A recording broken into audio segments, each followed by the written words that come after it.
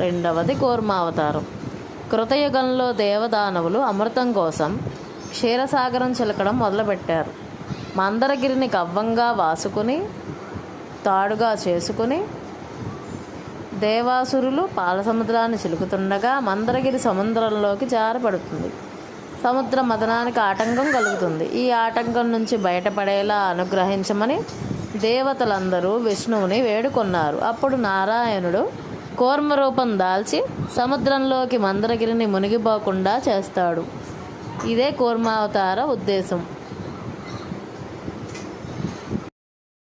రెండవది కూర్మావతారం. కృతయుగంలో దేవదానవులు అమృతం కోసం క్షీరసాగరం చిలకడం మొదలుపెట్టారు. మందరగిరిని కవ్వంగా వాసుకుని తాడుగా చేసుకుని దేవాసురులు పాలసముద్రాన్ని చిలుకుతుండగా మందరగిరి సముద్రంలోకి జారపడుతుంది.